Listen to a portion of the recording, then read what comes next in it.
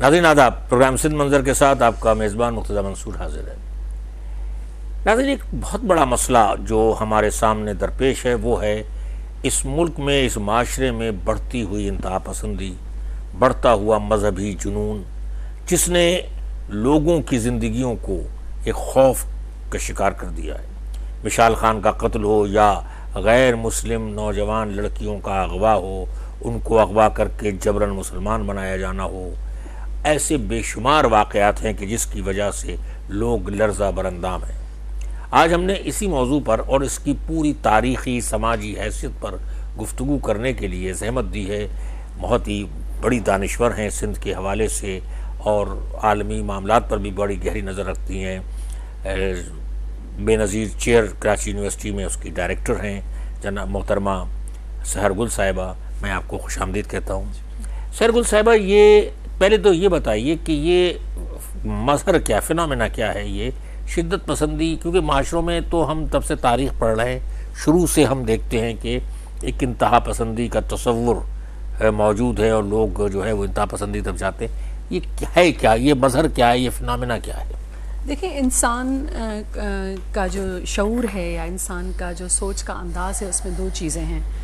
انسان کسی ایک کے ساتھ ایک یکساں اپنے تصورات کو انجوائے کرتا ہے اور کسی ایک فرد اور دوسرے فرد کے ساتھ اختلاف ہوتا ہے اس کا۔ مثلاً یہ کہ ہم مختلف مذاہب دیکھتے ہیں دنیا میں، مختلف نیشنلٹیز دیکھتے ہیں، مختلف ایتھنیسٹیز دیکھتے ہیں، تو اس میں یہ ہے کہ یہ دونوں چیزیں ساتھ چلتی ہیں۔ اب یہ اس وقت جو ہمارے ملک کی حالت ہے جس میں ہم دیکھ رہے ہیں کہ تفریق بہت بڑھ گئی ہے، تفریق کے بہت زیادہ اقسام ہیں، لیکن ساتھ میں ہم پاکستان میں یہ بھی کہتے ہیں کہ پاکستان ایک جمہوری ملک ہے۔ جہاں جمہوریت ہوگی تو وہاں پہ تفریق تو نہیں ہونی چاہیے، کہ جو جمہوری فریم ورک میں جس میں آپ ہیومن فریڈم کی بات کرتے ہیں، آپ رول آف لا کی بات کرتے ہیں، آپ ایکوالٹی کی بات کرتے ہیں، تکثیریت کی بات کرتے ہیں، تو وہاں پہ تو نہیں ہونا چاہیے۔ تو اس کا مطلب ہے کوئی پرابلم ہے۔ کیوں پاکستان میں تفریق ایک طرف سے ہم کہہ رہے ہیں کہ جمہوری ملک ہے اور اس میں، تو میں کہہ رہی ہوں کہ جمہوریت یہاں پہ مکمل طور پر رائج نہیں ہوئی۔ ہندوستان میں کیوں ہے؟ میں پھر اس میں سوال آتا ہے کہ ہندوستان میں تفریق ہر جگہ پہ آپ کو نظر آئے گی۔ دیکھیں، میں یہ نہیں کہہ رہی کہ پاکستان میں ٹوٹلی ہر جگہ پہ آپ کو تفریق نظر آئے گی، آپ کو ملے جلے شیڈز نظر آئیں گے، لیکن جو تفریق کے مثالیں پاکستان میں نظر آئیں گی، سپوز آپ اس کو کیا عام سادہ سی تفریق کی مثال کہیں گے مشال خان کے قتل کو؟ آپ ملالہ پہ حملے کو آپ سادہ ایک مثال دیں گے، ایک بچیوں کے اس میں تو ملٹائی ڈائمینشنل ہم دیکھتے ہیں، اس میں آپ ایک صنفی تفریق بھی دیکھتے ہیں، آپ اس میں ریلیجس تفریق بھی دیکھتے ہیں۔ تو آپ مجھے سمپلی یہ بتائیں کہ تو ہمیں ٹوٹالٹی میں وہ چیز ہر جگہ نظر نہیں آتی، لیکن ہمارے پاس بہت سنگین مثالیں ہیں۔ اچانک ہم دیکھیں گے کہ بم پھٹ رہے ہیں درگاہوں پہ، مسجدوں میں، تو میں یہ سمجھتی ہوں کہ یہ تفریق جو ہے یہ ہمارے اسٹرکچرس میں ہے، سوشل اسٹرکچرس میں ہے، پولیٹیکل اسٹرکچرس میں ہے، اکنامک اس خطے میں یا پورے ہول سب کانٹیننٹ میں؟ دیکھیں، ایک تاریخ رہی ہے، اس میں تو کوئی شک نہیں۔ ہم کبھی بھی یہ نہیں کہیں گے کہ پاکستان ایک ایسا انفرادی قسم کی مثال ہے جہاں پہ صرف یہ اس طرح کی مثالیں ہیں اور باقی دنیا میں نہیں ہے۔ دنیا میں ظاہر تشدد کی اور تفریق کی تاریخ رہی ہے۔ آپ دیکھیں، آپ 1000 سال پورا پیریڈ جو دیکھیں یورپ کی تاریخ کا، اس پر 14ویں صدی میں ہم دیکھتے ہیں چیزیں چینجز ہوتی ہمیں نظر آئی ہیں، لیکن آپ دیکھیں کہ کتنی پابندی تھی، آپ رائے کی آزادی پہ پابندی تھی، فرد کی آزادی پہ پابندی تھی بہت عرصہ۔ تو یہ انڈیویڈولزم کا جو کانسیپٹ ہے وہ تو وہاں پہ رہا ہی نہیں ہے۔ کیوں ہم دیکھتے ہیں کہ لبرل پیراڈائم جو ہے وہ فرد کی آزادی کی کیوں بات کرتا ہے؟ اس لیے کہ بہت ایک لمبا عرصہ ہم دیکھتے ہیں کہ وہ تو رہا ہی نہیں وہاں پہ۔ تو آپ دیکھتے ہیں کہ ایک قبضہ گیر قسم کا ایک ہے، شہنشاہیت ہے، بادشاہتیں ہیں، اور وہ تو ہم پھر اگر بہت پرانے دوروں کی بات کرتے ہیں، لیکن پاکستان میں ہم 20ویں اور 21ویں صدی میں بھی ہم اس طرح کی آمریتیں دیکھتے ہیں کہ جو کہ الیکٹ ہو کے نہیں آئیں اور عوامی رائے اس میں شامل نہیں ہے۔ تو اس طرح کے جب نظام آئیں گے تو وہ عوام دوست تو نہیں ہوں گے، ظاہر ہے وہ عوام دشمن ہی ہوں گے۔ آپ کی گفتگو سے ایک چیز سامنے آئی، کیونکہ دیکھیے ہندوستان میں بھی مذہبی شدت پسندی بڑھ رہی ہے بی جے پی کے آنے کے بعد، یہاں پر بھی ہے۔ بنگلہ دیش میں ایک دوسرا کانسیپٹ بڑھ رہا ہے کہ وہاں پر جو ہے وہ پولیٹیکل ایکسٹریمزم آ رہی ہے، نہیں ہے وہ بھی ایکسٹریمزم ہے کہ وہ ایک مذہب کا وہاں پہ بھی اسی طرح سے استعمال ہے۔ بالکل، کیا میں اس کو یوں اس کی تشریح کر سکتا ہوں کہ جب تک کہ معاشرہ ڈیموکریٹائز نہ ہو، جمہوری نہ ہو، گورنمنٹ کے جمہوری ہو جانے سے فرق نہیں پڑتا. لیکن میں سمجھ رہی ہوں کہ معاشرہ جب تک جمہوری نہ ہو، یہ بات آپ کی بالکل ٹھیک ہے، لیکن آپ کیسے کہہ سکتے ہیں کہ حکومت واقعی بھی اپنی ٹوٹالٹی میں جمہوریت پسند ہے یا جمہوری ہے؟ مسئلہ ہے کہ اگر وہ بات کرتی بھی ہے جمہوریت کی، مجھے لگتا ہے کہ معاشروں کو ڈٹرمن کرتی ہے ہماری حکومتیں، ہمارے جو اسٹیٹ اسٹرکچرز ہیں وہ ہمارے معاشروں کو ڈٹرمن کرتے ہیں. آپ مجھے یہ بتائیں کہ سندھ کی آپ مثالیں دیں، آپ سندھ کا سارا نیشنل ہائی وے دیکھیں، اس پہ ہم پہلے بھی بات کرتے رہے ہیں، تو وہاں پہ کیا آپ کو لگتا ہے کہ افراد کر رہے ہیں؟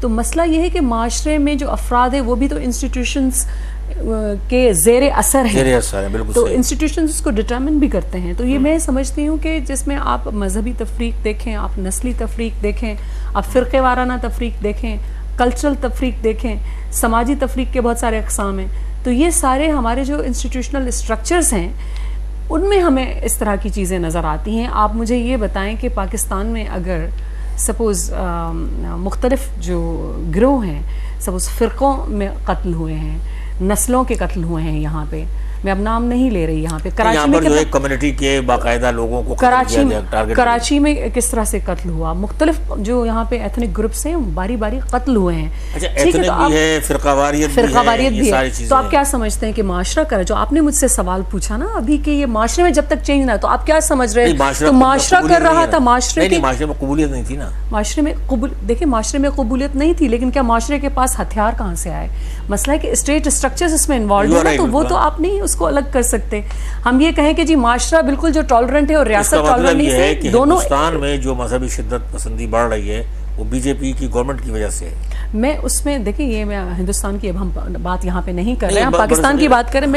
میں سمپل بات یہ کر رہی ہوں کہ یہ ہو ہی نہیں سکتا کہ کہیں بھی آپ کو سماج میں، معاشرے میں انتہا پسندی نظر آئے اور اتنے بڑے واقعات نظر آئیں کہ اقوام کی نسل کشی ہو اور پھر آپ کہیں کہ ریاستی انسٹرومنٹس اس میں شامل نہیں ہیں. یہ نہیں ہو سکتا. ایک آدھ چھوٹا موٹا قتل ہو سکتا ہے جو عام معاشرے میں ہم دیکھیں کہ آپس میں لوگ لڑ کے کر سکتے ہیں، لیکن ایک انجینئرڈ اور یہاں پہ جو یہ اس طرح کی انتہا پسندی ہے یا تفریق جو ہے وہ انسٹیٹیوشنلائزڈ ہے، اسٹرکچرز کا حصہ رہی ہے، تبھی اس طرح سے ہوتا ہے. لیکن یہ الگ یہ بھی بات ہے کہ پاکستان میں ڈیموکریٹائزیشن کا پروسیس شروع ہوا ہے، ہم 18th کانسٹیٹیوشنل امینڈمنٹ دیکھتے ہیں، یہ ساری چیزیں دیکھتے ہیں، لیکن مسئلہ یہ ہے کہ جب تک ہم اوور آل ریفارمیشن اپنے انسٹیٹیوشنس میں نہیں لائیں گے، جس کو انگریزی میں ایک لفظ استعمال ہوتا ہے، مجھے بہت ویسے پسند ہے، وہ اوور ہالنگ ہوتی ہے، انسٹیٹیوشنل اوور ہالنگ ہوتی ہے، اس کی ضرورت ہے. ہمیں اوور ہالنگ کون کرے گا؟ دیکھیں اس میں تو ظاہر عوام بھی شامل ہونے چاہیے، انٹلیکچوئلز شامل ہونے چاہیے، حکومتوں کا کام ہے، ریاستی اداروں کا کام ہے. مسئلہ یہ ہے کہ ہر کسی کا اپنا دائرہ کار ہے. اگر دائرے کار سے سپوز میں ایک انٹلیکچوئل ہوں، لیکن دیکھیں نا میں ایک بہت سارے گروپس سے یکساں ہوں. میں ایک مثال دیتی ہوں، آپ مجھے ایک یونٹ، ایک اکائی سمجھیں. میں ایک فرد ہوں جو میں مسلمان ہوں. جب میں مسلمان ہوں تو میں پوری دنیا کے مسلمانوں کے ساتھ یکساں ہوں، لیکن ساتھ میں سندھی ہوں تو میں ساری سندھی لوگوں کے ساتھ یکساں ہوں. اگر الگ نہیں ہو جائے گا، اگر وہ بھی ہے تو میں وہ بھی ہوں، میں کہیں لیکن میں اوور آل. لیکن جب آپ ایز اے سندھی بات کریں گی تو لازمی طور پر ایک ہندو سندھی سے، یا اگر کوئی سکھ سندھی ہے یا پارسی سندھی ہے تو اس کو آپ تو سندھی سمجھ کے لگیں گی نا. تو میں آپ کو یہ کہہ رہی ہوں کہ دیکھیں، اور دوسرا پھر ہماری زبانیں ہیں. سپوز میں اگر سوشلسٹ مکتبہ فکر کی ہوں تو پھر اوور آل کہیں میں کسی گروپ کے ساتھ یکساں ہوں اور کہیں کسی سے مختلف ہوں. تو مسئلہ یہ ہے کہ ایک جو فرد ہے وہ کس طرح سے ایسے معاشرے میں جو مختلف سوچ لے کے جب چل رہا ہے. تو انسٹیٹیوشنز بھی ہمارے اس طرح سے ہیں. ٹوٹالٹی میں ہم نہیں کہہ سکتے کہ پاکستان میں آپ کو اسی طرح سے نظر آئے گی. پاکستان میں اکثریت مسلمانوں کی ہے، لیکن مسلمان کے کون سے فرقے کی ہے، تو مسلمان کے اس فرقے میں کون سے ایتھنک گروپ زیادہ ہے، اس کا اور مکتبہ فکر اور دوسرے کون سے ہیں، ان کا کلچر کون سا ہے. تو اتنی ڈیورسٹی ہے، تو کوئی بھی اکثریت جو ہے ایک وقت میں ایک جگہ پہ مکمل نہیں ہے. ٹھیک ہے، تو یہ تو مجھے لگ رہا ہے کہ اس میں اب ڈفرنٹ آپ کو لیئرز نظر آئیں گے. لیکن کبھی کبھی تو ہوتا ہی ہے سہیل صاحبہ کہ ہماری جو حکومتیں ہیں اور جو آپ نے کہا تبدیلی ان کی اوورالنگ، وہ کیوں چاہیں گی جبکہ انہیں اس میں فائدہ نظر آتا ہے. وہ مولویوں کی پرورش کرنے میں، وہ مختلف جو قسم کے آپ کے مسالک کے گروپ ہیں ان کی یا پھر مختلف ایتھنک گروپس کی سرپرستی کرنے میں، تو وہ کیوں چاہیں؟ تو آپ کے سوال میں ایک دوسرا سوال یہ پنہا ہے یا جواب یہ پنہا ہے کہ جو بھی یہ دہشت گردی ہے اگر وہ ریاست چاہ رہی ہے اس طرح سے، تو میں تو لیکن اگر وہ ان کو پال رہی ہے تو اس کا مطلب ہے کہ تو جو اسٹیٹ ٹیررزم کی بات ہم کیوں نہیں کرتے پھر؟ ٹھیک ہے نا، اس پہ بھی کرنی چاہیے نا، تو پھر تو ریاستی دہشت گردی ہوئی. اگر اسٹیٹ پال رہی ہے مختلف گروپس کو تو یہ تو ریاستی دہشت گردی ہے، اس کو ختم کرنا چاہیے. مسئلہ یہ ہے کہ تبھی میں آپ کو کہہ رہی ہوں کہ پاکستان کے معاشرے میں حد سے زیادہ ٹالرنس ہے. میں آپ کو ایک مثال دوں، میں نے پاکستانی معاشرے میں ٹالرنس ہے، حد سے زیادہ لوگوں میں ہے. میں آپ کو ایک مثال دیتی ہوں. میں نے باہر سے 2007 میں نے باہر سے ایک ماسٹرز کیا تھا جس کا میرا جو ڈیزرٹیشن تھا وہ گلوبلائزیشن آف جہاد پہ تھا. اور جب کر کے میں خیبر پختونخوا گئی تو میری تو بک ریسرچ تھی، کیونکہ بینگ اینتھروپولوجسٹ مجھے افغانستان جانا تھا لیکن مجھے اجازت نہیں ملی کہ حالات وہاں پہ خراب تھے. تو میری بک ریسرچ تھی، اس کو میں نے بہت لمیٹڈ کرنا پڑا. لیکن بک ریسرچ کے بعد جب میں پختونخوا گئی اور میں نے دیکھا 2008 اور 2009 میں کس طرح سے گلوبلائزیشن آف جہاد کا جو پیراڈائم ہے خیبر پختونخوا سے کنیکٹ کیا جاتا ہے، تو وہاں پہ تو مجھے اس طرح کی کوئی چیز نظر نہیں آئی. میں نے پختون سوسائٹی کو حد سے زیادہ ٹالرنٹ دیکھا. یس، میں خود جو ہے وہاں پہ جیسے ملالہ ہے، اس کی فیملی ہے، دوسرے گھر ہے، میں نے سب لوگوں سے انٹرویو کیے، خود ملالہ سے بھی. تو میں نے اس وقت سوچا کہ یہ لوگ تو حد سے زیادہ سیکولر ہیں، یہ لوگ تو حد سے زیادہ جو ہیں مذہبی برابری، اپنا کلچرل بیک گراؤنڈ ہے. ہاں مذہبی ہیں، یہ ایک الگ بات ہے. لیکن مسئلہ ہے کہ وہاں پہ آپ سکھ دیکھیں، آپ وہاں پہ ہندوز دیکھیں، آپ وہاں پہ بدھسٹ دیکھیں، تو وہ آپ کو کس طرح سے ایک دوسرے کے ساتھ اکٹھے نظر آئیں گے. کلچرلی وہی زبان بولتے ہوئے آپ تفریق نہیں کر سکیں گے، اس میں فرق نہیں کر سکیں گے کہ یہ خاتون جو اس لباس میں جا رہی ہے وہ ہندو ہے یا مسلمان ہے. تو میں جب حیران رہ گئی پورے پختونخوا میں، یہ جو سارا جو بیلٹ ہے، یہ اس کا مالاکن ڈویژن میں آپ کہیں بھی جائیں، مدائن، بحرین جائیں آپ یہ جو یہاں سے پھر منگورا سے آ کے باہر نکلتے ہیں، آپ پھر آ کے پشاور کی طرف جاتے ہیں، یہ سارا جو ہے آپ کو یہاں پہ لوگ اس طرح سے نہیں ملیں گے. تو لوگ پختونخوا کی اس وقت 2007-8 کی میں بات کر رہی ہوں، اس وقت تو یہی سمجھا جاتا تھا کہ یہ وہ لوگ ہیں جہاں پہ انتہا پسندی ہوئی. شاید اس لیے انتہا پسندی وہاں پہ ہوئی کہ شاید لوگوں کے ذہن ایسے تھے. لیکن مسئلہ یہ ہے کہ آپ کس طرح سے، لیکن سندھ میں آپ کو کیسے واقعات اس طرح سے ملے؟ تو لوگ ایسے نہیں ہیں. سندھ میں آپ کو کبھی سوچیں گے کوئی سندھی جا کے کوئی مندر توڑے گا اور قبرستان سے جا کے کسی کی لاش نکال کے باہر پھینکے گا؟ اگلے سیگمنٹ میں ایک وقفہ لینا چاہیں گے. ناظرین، ایک چھوٹا سا وقفہ لیتے ہیں، اس کے بعد سحر گل صاحبہ سے یہ دلچسپ گفتگو ہماری جاری رہے گی.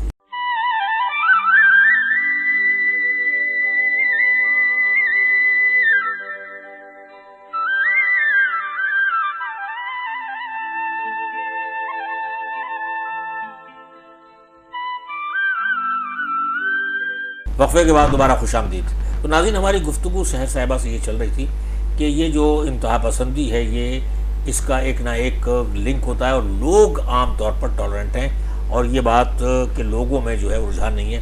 اچھا، سندھ کی بات آتی ہے تو سندھ کے اندر تو یہ ایک کہا جاتا ہے، اور پنجاب میں بھی خاص طور پر صوفیہ کا ایک بہت بڑا انفلوئنس ہے. ایک وہاں پر کہنا چاہیے کہ روابط ہیں، لوگ ان سے عقیدت رکھتے ہیں، جس کی وجہ سے یہاں پر ایک طرح کا ایک ماحول رہا ہے. کیا یہ سندھ کے اندر جو حالیہ برسوں کے دوران واقعات ہوئے ہیں، امام بارگاہوں کو آگ لگانے کے یا مندروں کے ساتھ جاتیوں کے، اور پھر جو غیر مسلم لڑکیوں کا، کم سن لڑکیوں کا یا زیادہ عمر بھی ہوں، ان کو اغوا کر کے جبراً انہیں مسلمان کر کے مسلمان لڑکوں سے نکاح، اس پوری صورتحال کو آپ کس زاویہ نکاح سے دیکھتی ہیں؟ سندھ میں جو ایکسٹریمزم کی مثالیں ہیں، اس کو پاکستان میں جو ایکسٹریمزم کی مثال ہے اس سے کاٹ کے نہیں دیکھ سکتے، اسی کے پس منظر میں دیکھیں گے. اور جو سندھ میں جو ہندو لڑکیوں کو اغوا کر کے ان کو مسلمان کرنے بھی ایک مخصوص گروہ کا کام ہے. عام Sindhi multi ethnic, multi cultural, multi religious group جو بھی کچھ ہے، اس کا یہ کام نہیں ہے. یہ جو ہے ایک مخصوص مکتبہ فکر کا کام ہے، شاید کسی ایک ہی جماعت کے لوگوں کا کام ہو، جن کا کام یہ ہو کہ جو شاید یہی مقصد لے کے دنیا میں آج کل چل رہے ہیں کہ ساری دنیا کو مسلمان بنانا ہے یا ساری دنیا کو یکساں بنانا ہے. تو سندھ میں جو آپ کو یہ نظر آتا ہے اس کو تو اس پس منظر میں دیکھیں گے. لیکن ظاہر ہے مجھے لگ رہا ہے کہ جو سیکولر فورسز ہیں، ہماری جو پروگریسو فورسز ہیں، انہوں نے بھی اس اسپیس کو کھلا چھوڑ دیا ہے کتنے ڈبیٹ ہوتے ہیں, کتنے ڈسکورسز ہوتے ہیں اس موضوع پہ کہ لوگوں میں ایکوالٹی ہونی چاہیے. کیونکہ میں دیکھتی ہوں, کراچی دیکھیں آپ, کراچی یونیورسٹی دیکھیں آپ کراچی یونیورسٹی میں لڑکیوں کا لباس دیکھیں, آپ حجاب دیکھیں. میں 75 میں جب میں نے پاس کیا ہے تو یعنی 1% بھی بمشکل جو ہے حجاب لیتی تھی, اور اب میں جاتا ہوں تو 1% ہوں گی جو کہ بغیر حجاب کے ہوں گی. آپ کو سندھ کے سارے جو ہیں جو جامعات ہیں, سندھ کے سارے جو انسٹیٹیوشنس ہیں, کالجز ہیں, آپ اسکولز ہیں, آپ ہر جگہ چھوٹے بڑے شہر میں جا کے دیکھیں آپ کو یہ نظر آئے گا. تو یہ اس کے کیا ریزن ہے؟ میں یہ سمجھتی ہوں کہ جو انتہا پسندی پیدا کرنے والی فورسز تھیں انہوں نے بڑی اسٹرانگلی موقف سازی کی ہے, نیریٹو کنسٹرکٹ کیا ہے, ایک ایسا مخصوص نیریٹو کنسٹرکٹ کیا ہے جس نے آف کورس جو اوور پاورنگ ہے. فیتھ میں تو یہ مسئلہ ہے نا, عقیدہ جو ہے اس میں یہ اس کے جوہر میں ہے کہ وہ خود کو مسلط کرے گا. وہ چپ چاپ آ کے کسی نظریے, کسی تھیوری کی طرح, کسی سائنسی اور فلسفیانہ فکر کی طرح کھڑا نہیں ہوگا کہ میں مد مقابل آؤں اور آ کے اگر میں کھڑا رہ سکتا ہوں تو رہوں, نہیں تو پھر میں چلا جاؤں. ٹھیک ہے, آپ سائنسی کوئی تھیوری ہے وہ اگر قائم تب رہ سکتی ہے جب وہ دوسروں نظریات کے مد مقابل آ کے اگر وہ ثابت ہو جاتی ہے, تو وہاں پہ منطقیت ہے, سائنسیت ہے, ریزن ہے. تو یہ یہاں تو ریزن کی بات ہی نہیں ہے.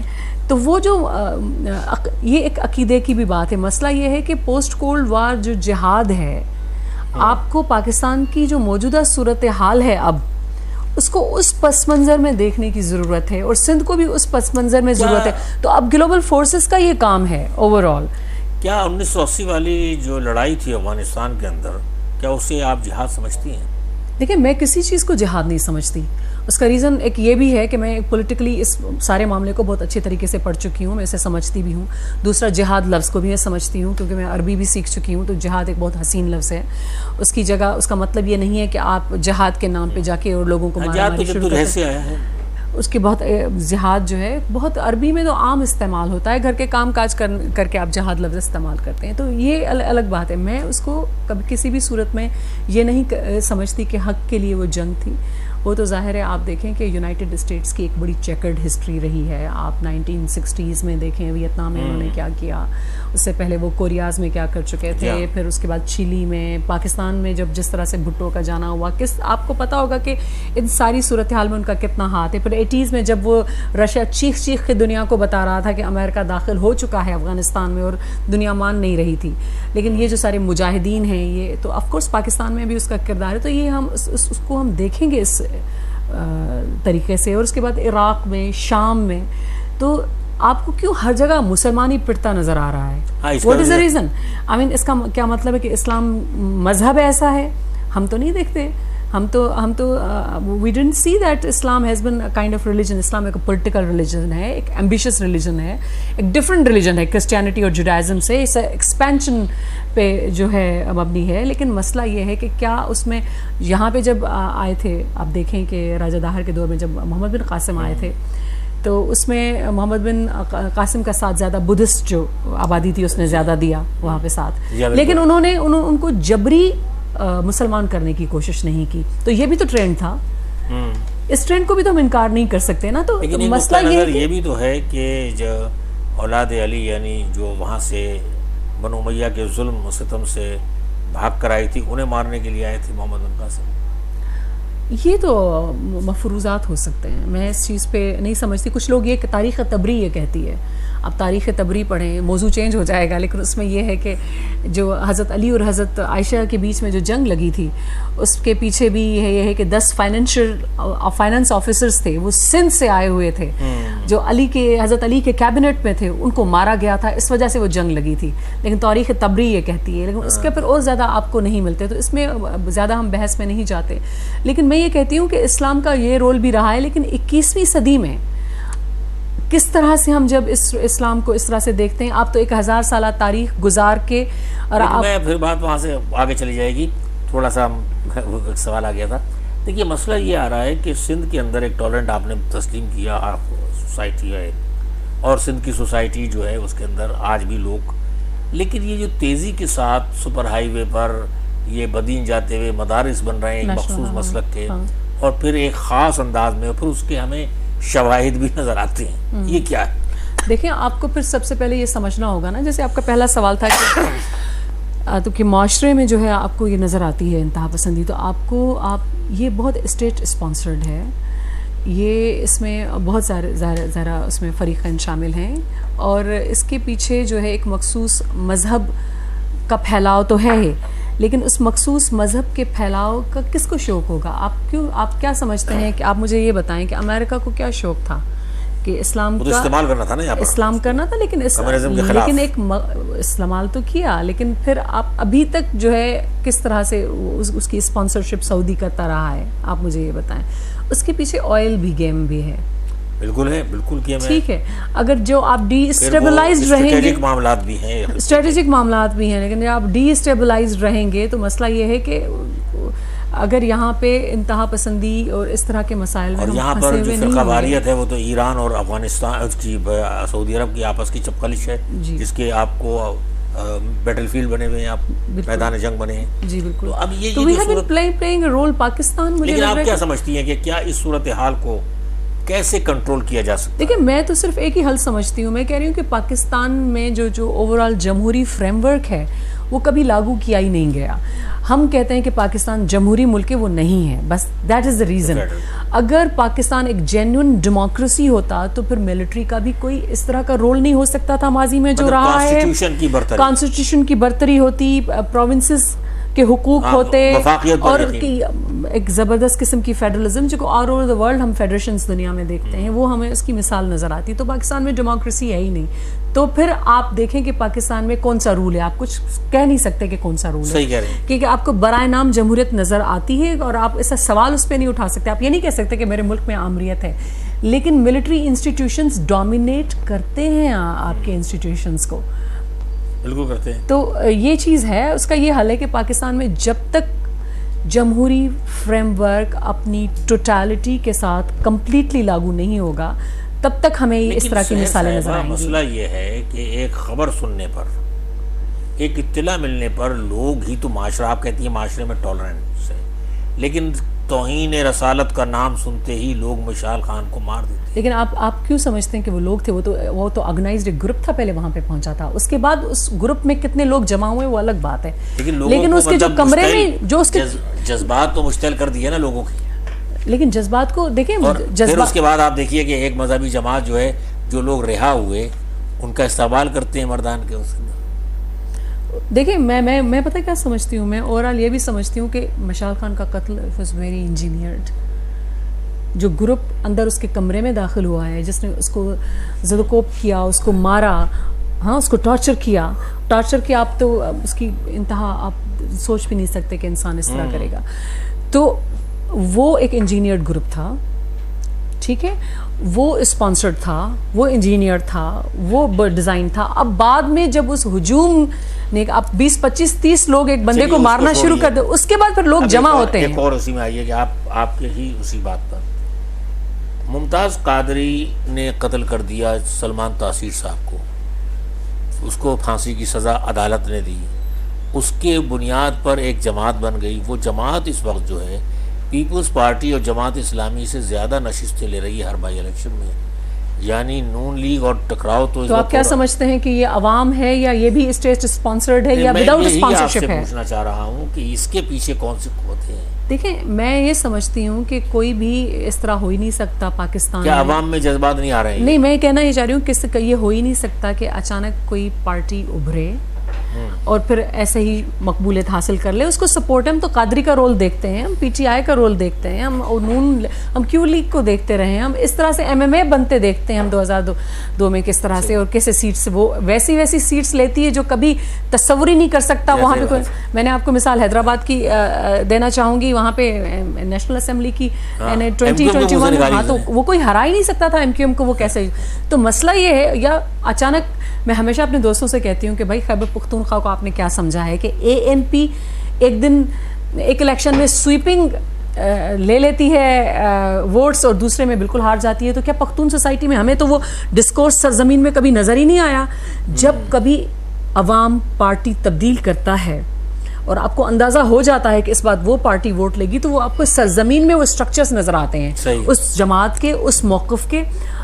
پختونخوا میں تو ساری کچھ چیزیں انجینئرڈ ہوتی ہیں. تو الیکشنز ابھی بھی آ رہے ہیں، آپ دیکھیے گا کہ اس کو کون ڈومینیٹ کرتا ہے. تو پولیٹیکل پارٹیز کا اس طرح سے اچانک ابھرنا، پھر مقبول ہو جانا، اگر آپ اس کو کہیں گے کہ یہ عوامی ہے تو میں سمجھوں گی کہ یہ سوچ جو ہے وہ بالکل ٹھیک نہیں ہے. اس طرح سے ایک وقفہ لیتے ہیں، پھر اس کے بعد گفتگو جاری رکھیں گے. ناظرین ایک چھوٹا سا وقفہ لیتے ہیں اور سحر گل صاحبہ کے ساتھ یہ جو ہماری دلچسپ گفتگو جاری ہے اسے آگے بڑھائیں گے.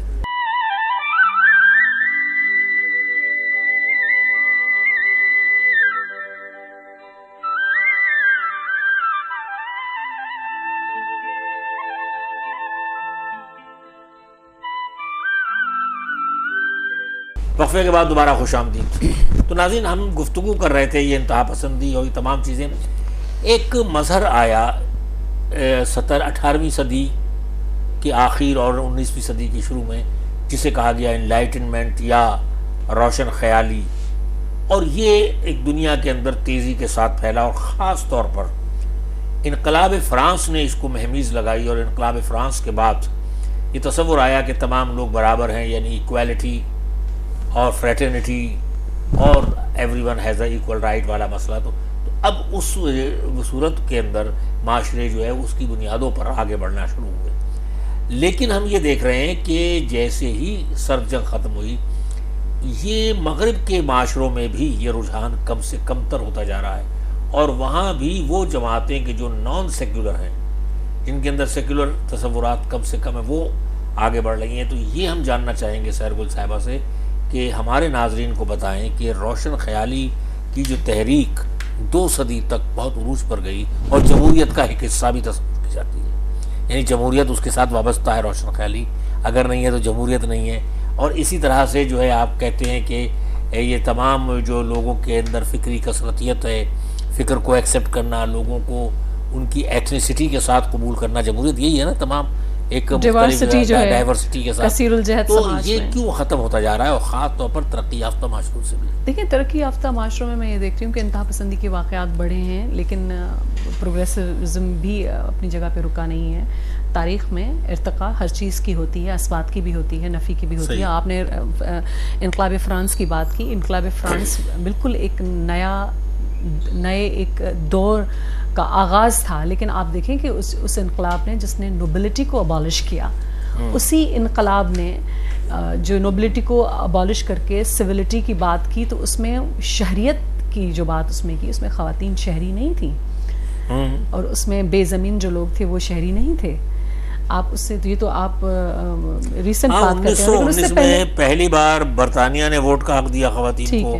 1920 کے اندر جو کانسٹیٹیوشنل 19ویں امینڈمنٹ ہوئی، اس میں امریکہ میں جو 22 میں جا کر ملا. اور 22 میں کہنا یہ چاہتی ہوں کہ جب ہم انقلابات کی بات کرتے ہیں تو اس میں بھی یہ ہے کہ کوئی بھی انسانی جو نظام ہے یا سیاسی نظام ہے کوئی بھی، وہ اٹھتے ساتھ ہی اعلیٰ نہیں ہوتا، اس کا ایک سفر ہے.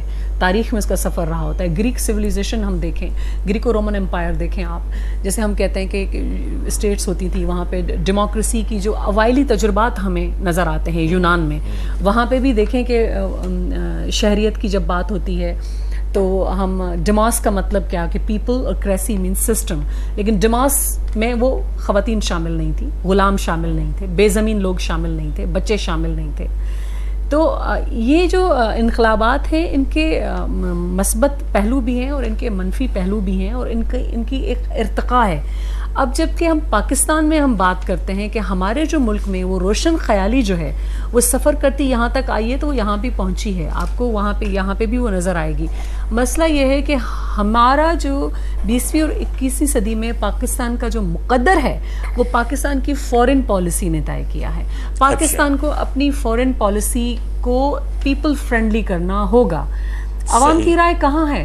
مسئلہ ہے کہ بادشاہتوں میں خود ساختہ قبضہ گیر آ کے بادشاہتوں پہ بیٹھ جاتے تھے، اور بادشاہ کبھی مرتا نہیں تھا، طبعی موت، اور اس کو جو جب تک کوئی آ کے مارتا نہیں تھا تب وہاں سے ہٹتا نہیں تھا، اور پھر اس کے بعد اس کا پشتے نہیں ہوتا تھا، بیٹا آ جاتا تھا. تو مسئلہ یہ ہے کہ ہمیں اس دور پہ ہمیں یہی اعتراض ہے کہ عوامی رائے شامل نہیں تھی. تو یہاں پہ آپ کی ملک کی فورن پالیسی بناتے ہوئے عوامی رائے شامل کیوں نہیں ہے؟ خالی فورن پالیسی کیا، یہاں تو نہ تو داخلہ پالیسی بنتی ہے، نہ مالیاتی مسئلہ یہ ہے کہ میں فورن پالیسی یا خارجہ پالیسی کی مثال اس لیے دے رہی ہوں کہ اس نے ڈٹرمن کی ہے ہماری قسمت. اس نے ہمیں ایک ایسی قوم بنا کے ایسا ملک بنا کے دنیا میں پیش کیا ہے جو ٹرانس نیشنل جہاد کا بانی ہے.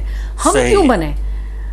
ہماری جو ملک میں سپوز میں ہمیشہ مثال دیتی ہوں 11 اگست کی اس تقریر کی جناح کی، حالانکہ اس کے بعد جناح نے اپنا موقف بہت چینج کیا، لیکن موقف میں نہیں سمجھتی جناح نے خود چینج کیا، لیکن باتیں مختلف کی. ایک جگہ پہ وہ کہتے ہیں کہ جی سارے جو ہیں یہ ہم کسی بھی جو دنیا کے ترقی یافتہ ملک ہیں اس کی طرح ہوں گے، ایک اسٹیٹ ہوں گے یا ایک فیڈریشن ہوں گے اور سب کو برابر حقوق ہوں گے. ہندو would cease to be Hindu and Muslim would cease to be Muslim with regards to religion.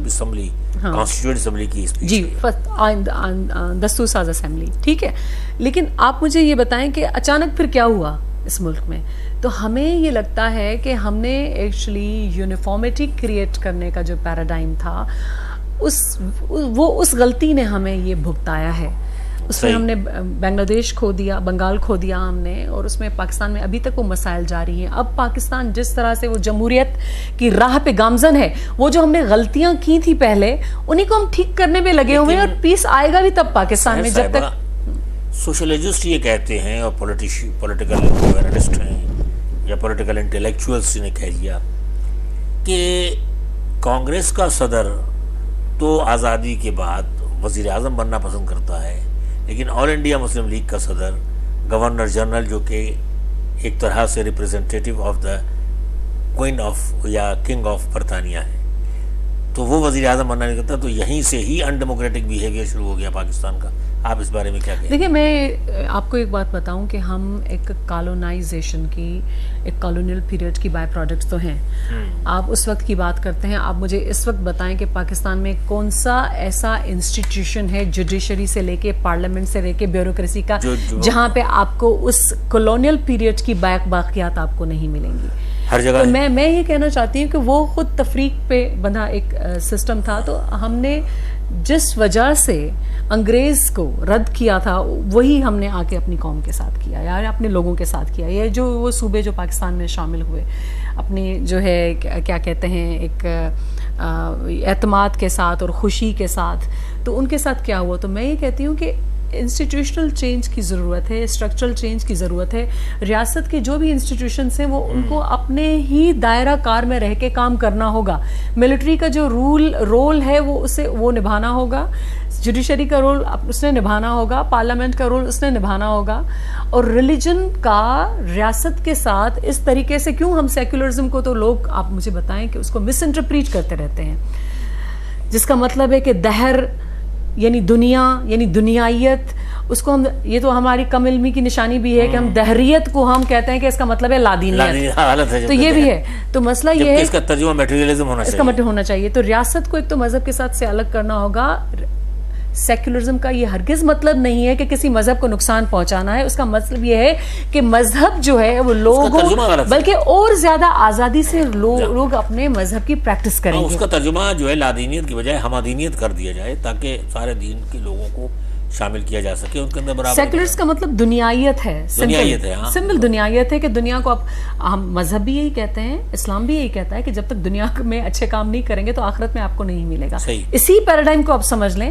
لیکن مس انٹرپریٹیشن میں اس کا مطلب ایک تھوڑی سی بدنیتی بھی ہے کہ آپ کسی بھی طریقے سے آپ جو جس کو یہ لفظ لوگ اقلیت کہتے ہیں، مجھے کہنا یہ لفظ پسند نہیں ہے، غیر مسلمانوں کو آپ کسی بھی طریقے سے آپ جو ہے ایک انسیکیور کریں. تو پاکستان ایک جو سیکیورٹی اسٹیٹ بن گیا ہے وہ اس میں شہری انسیکیور ہیں، وہ فائنینشلی انسیکیور ہیں، وہ ہیلتھ میں انسیکیور ہیں، وہ ایجوکیشن میں انسیکیور ہیں، کلچرلی انسیکیور ہیں، پولیٹیکلی انسیکیور ہیں، اکنامکلی انسیکیور ہیں، سوشلی انسیکیور ہے. تو کا حل کیا ہے؟ اس کا حل یہ ہے کہ میں نے ابھی آپ کو بتایا کہ render unto Caesar the things that are Caesar's, render unto God the things that are God's.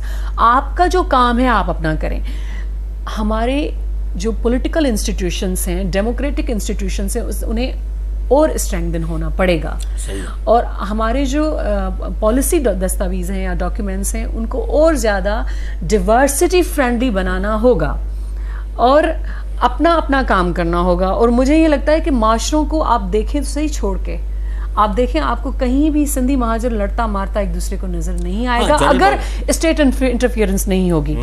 اگر وہاں تو میں نے دیکھا ہے شادیاں ہو رہی ہیں آپس میں رشتہ داری. تو میں آپ کو کہہ رہی ہوں, تو میں مثال صرف ایک میں نے صرف اس لیے دی کہ میں جس صوبے کی ہوں تو میں وہاں سے مثال دے رہی ہوں, لیکن آپ کو سیکٹیرین وائلنس نظر نہیں آئے گا, آپ کو کلچرل وائلنس نظر نہیں آئے گا, آپ کو لوگوں میں نظر نہیں آئے گا جب تک آپ انفلیکٹ نہ کریں. آپ کو آپ دیکھیں آپ کو وہ صرف تب نظر آئے گا جب یہاں پہ باقاعدہ کریٹ کرے گا. آپ کیا سمجھتے ہیں کہ پوری 2012 اور 13 میں پوری جو اردو اسپیکنگ آبادی تھی کہ پشتونوں کو مار رہی تھی؟ نہیں. تو کون مار رہا تھا؟ مسئلہ why Pashtuns were killed in that time.